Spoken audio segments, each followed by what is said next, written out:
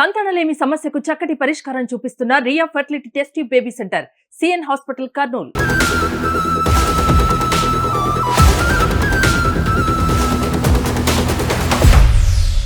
Welcome to Suman TV. Kannada నటుడు దర్శన్ విషయంలో ఎవరు అమ్ముడు పోయారు? ఇప్పుడు కర్ణాటకలో ఇదే ప్రశ్న అనేక రచ్చల్ని రాజకీయ చర్చని సృష్టిస్తోంది. దర్శన్ది అమ్ముడుపోయింది కర్ణాటకలో అధికారంలో ఉన్న కాంగ్రెస్ పార్టీయా, లేకపోతే పరప్పన జైల్ అధికారులా, లేకపోతే బ్రోకర్లా వ్యవహరించిన కొందరు వ్యక్తుల? ఇందులో న్యాయవాదులు కూడా ఉండవచ్చు. ఒక జైల్ని టూరిస్ట్ స్పాట్గా, ఒక పిక్నిక్ సెంటర్గా మార్చుకునేటట్లు ఒక సినిమా యాక్టరు జైల్ని పిక్నిక్ స్పాట్గా మార్చుకునేలా అవకాశం కల్పించింది ఎవరు? జైలు అంటేనే కఠినమైన శిక్ష ఉంటుంది. కటకటాల్లో కూర్చోవాలి, చిప్పలో పెట్టిందే తినాలి, జైలు మాన్యువల్ ప్రకారం ఏ ఫుడ్ పెడితే ఆ ఫుడ్డే తినాలి, జైల్లో వాళ్ళు ఇచ్చే దుస్తులే వేసుకోవాలి. రిమాండ్ ఖైదీగా ఉన్న దర్శన్ ఎంత హ్యాపీగా చూడండి. నిజంగా ఆయన సినిమా షూటింగ్ సెట్లో కూడా ఇంత ఫ్రీగా కూర్చోలేమో, కనీసం కథలో నెక్స్ట్ సీన్ ఏం చేయాలని ఆలోచిస్తారేమో. ఇక్కడ చూడండి, సినిమా షూటింగ్ సెట్లో కూర్చున్న దానికంటే ఎక్కువ రిలాక్స్డ్గా ఎంత హ్యాపీగా కనిపిస్తున్నాడో చూడండి. ఎంత శక్తి ఉంటే ఒక హీరో, ఒక ఖైదీ, ఒక నేరస్తుడు, ఒక హత్య చేసిన నేరస్తుడు, అతనికి ఎంత డబ్బు అండగా ఉంటే, ఎంత రాజకీయ దొంగలు అండగా ఉంటే, ఎంత దుర్మార్గులు అండగా ఉంటే ఇంత ధైర్యంగా జైల్లో ఉంటాడు. ఒక చేతిలో అద్భుతమైన కాఫీ కప్, ఇంకో చేతిలో సిగరెట్.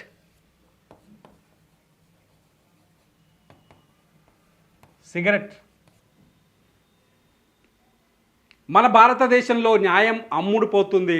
అడ్డంగా కొనుగోలు చేసుకునే వాళ్ళు కోటీశ్వర్లు ఉన్నారు. డబ్బులుండే వాడికి న్యాయం అమ్ముడు పోతుందని చెప్పడానికి ఇంతకన్నా నిదర్శనం ఇంకేమీ లేదు. ఒక మామూలు తెలిసి తెలియకనో ఏదో చిన్న తప్పు చేసి జైలుకు వచ్చే ఒక సామాన్యుడికి కఠినమైన శిక్ష విధిస్తారు.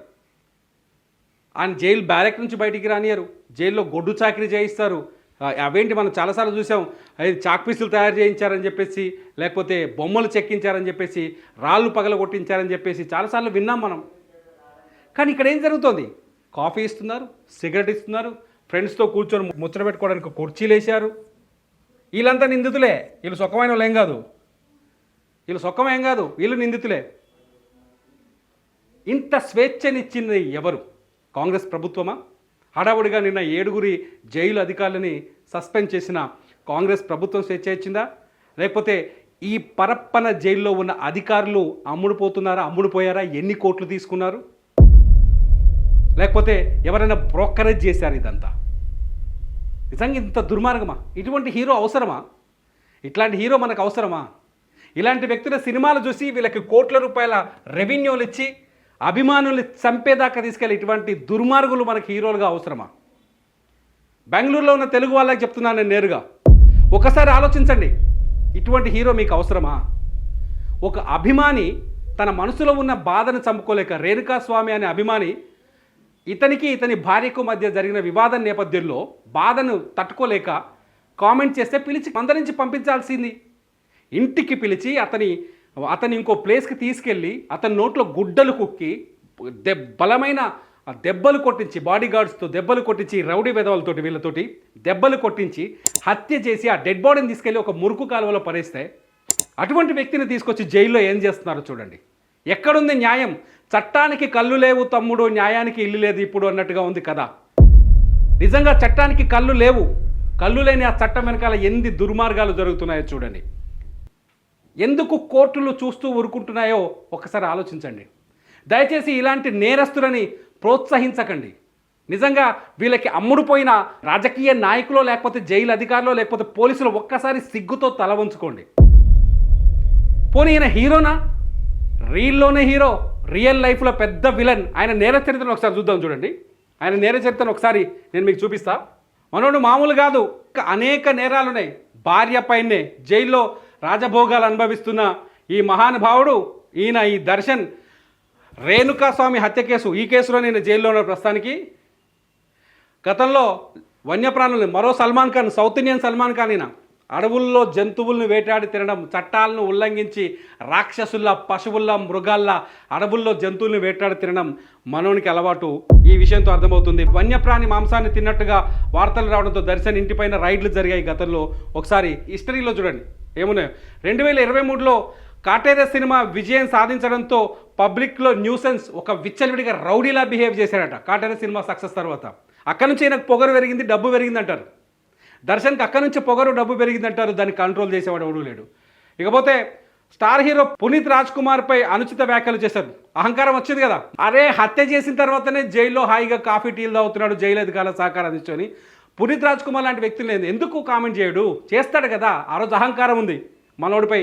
ఆ ఆరోపణలు కూడా ఉన్నాయి. ఇకపోతే 2021లో ఓ హోటల్లో వెయిటర్ని అవమానించి ట్రోలింగ్కు గురైన దర్శన్.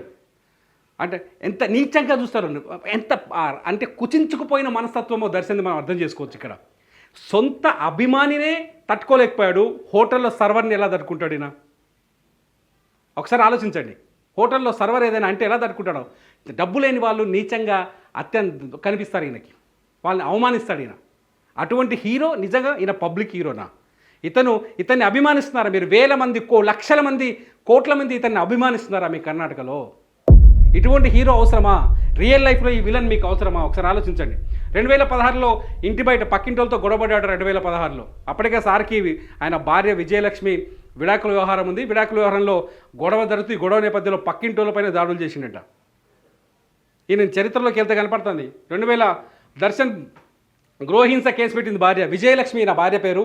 ఎప్పుడైతే భార్య విజయలక్ష్మికి దూరం అయ్యాడో అప్పటి నుంచి పవిత్ర అనే ఇంకొక నటికి దగ్గరయ్యాడు. ఆ పవిత్రతో సహజీవనం చేస్తున్నాడు. సహజీవనం చేస్తున్న తరుణంలో దర్శన్కి అభిమానులు దూరం అవుతున్నారు. దర్శన్ సినిమాలు పెద్దగా ఆడలేకపోతున్నాయి. దర్శన్ తనకి వ్యక్తిగత క్యారెక్టర్ని పోగొట్టుకుంటున్నాడని తట్టుకోలేకనే రేణుకాస్వామి అనే ఒక అభిమాని పవిత్ర ఎవరైతే ఉందో ఆ పవిత్రని తిడుతూ ఇన్స్టాగ్రామ్లో మెసేజ్లు పెడితే అతన్ని పిలిచి మాట్లాడతానని పిలిపించి హైదరాబాద్కి, తన మనుషుల చేత బెంగళూరుకి, తన మనుషుల చేత బెంగళూరులో తన షెడ్కి తీసుకెళ్ళి రౌడీలను పెట్టి, ఒక గ్యాంగ్స్టర్ని తీసుకొచ్చి రౌడీలను పెట్టి కొట్టి చంపించి అతనికి ఫుల్గా చికెన్ బిర్యానీ గొంతులో కుక్కారట. కుక్కి ఆ తర్వాత గుడ్డలు కుక్కి అతని చావు దెబ్బలు కొట్టి చంపేసి డెడ్ బాడీని తీసుకెళ్ళి మురుగు కాలువలో పడేశారు. ఇటువంటి దర్శన్ రేపు ఇప్పుడు కన్నడ నాట ఒక రోల్ మోడల్.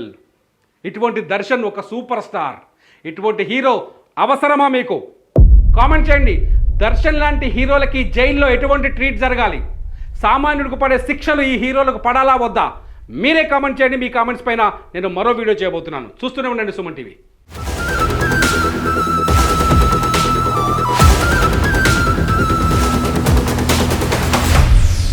మీ బిజినెస్ ఏదైనా మీ ఊర్లో ప్రమోషన్ చేయాలంటే అది సుమన్ టీవీతోనే సాధ్యం. ఇప్పుడే సంప్రదించండి.